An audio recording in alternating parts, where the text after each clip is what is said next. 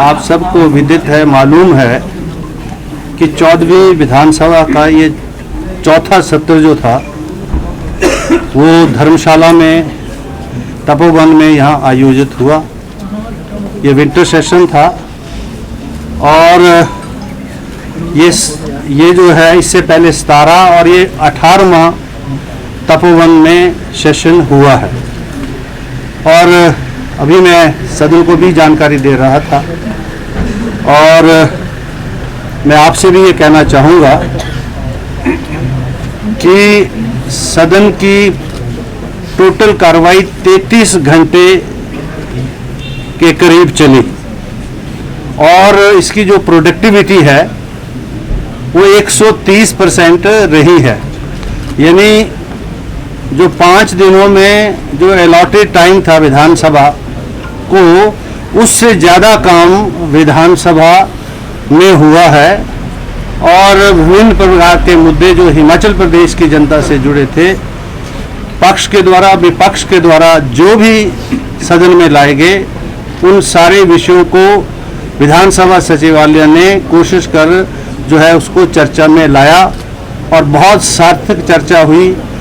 और इस सार्थक चर्चा के माध्यम से मुझे पूर्ण विश्वास है कि हिमाचल प्रदेश के जो निवासी हैं, जो हिमाचल प्रदेश के हर वर्ग के जो लोग हैं, हिमाचल प्रदेश के हर क्षेत्र के जो लोग हैं, उनके लिए जो है सरकार के द्वारा नीति निर्धारण में सहयोग मिलेगा, नियम कानून बनाने में सहयोग मिलेगा और हिमाचल प्रदेश का और हिमाचल प्रदेश की जनता का लाभ होगा।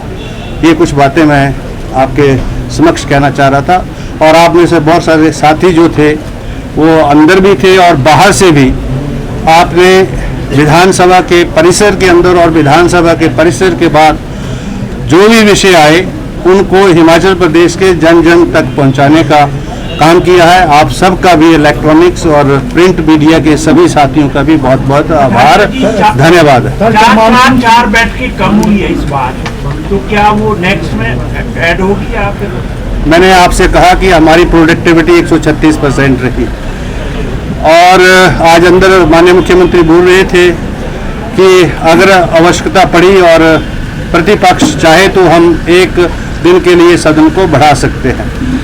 विजिलेंस सत्ता पक्ष और विपक्ष लाता है, विधानसभा सचिवालय सिर्फ उसको कार्यान्वित करता है। हमारा काम है कि जब सरकार जो है सेशन की घोषणा करे तो उसको संचालन के लिए जो सहयोग विधानसभा सचिवालय से चाहिए होता है वो विधानसभा सचिवालय करता है। और जो भी जो प्रस्ताव आया था उसके मुताबिक हुआ है, कम बैठकें हुई हैं मैं मानता हूँ, और उसके लिए वो जो रूल है वो डेफर हुआ है। मुझे उम्मीद है कि अगले वर्ष जब अगला वित्तीय वर्ष आएगा या अगला 17 जनवरी से अब नया वर्ष शुरू होगा तो उसमें अगले वर्ष में 35 सीटें मिनिमम होंगी और आवश्यकता पड़ी तो शायद इससे ज़्यादा भी हो सकता है। यहाँ मैंने पहले भी कहा है, क्योंकि हमारा जो काउंसिल चैम्बर है वो बहुत पुराना ऐतिहासिक स्थल है और अब तो वो जो हेरिटेज बिल्डिंग है, कई प्रकार की वहाँ व्यवस्था में, वहाँ रिपेयर, रेस्टोरेशन, रेनोवेशन में, उन परिस्थितियों में भी इस भवन का इस्तेमाल हो सकता है। अन्य सेशन भी यहाँ हो सकते हैं और इसके अलावा भी जो है कोई हमारे पार्लियामेंट्री जो ट्रेनिंग के प्रोग्राम्स हैं वो भी आयोजित हो सकते हैं।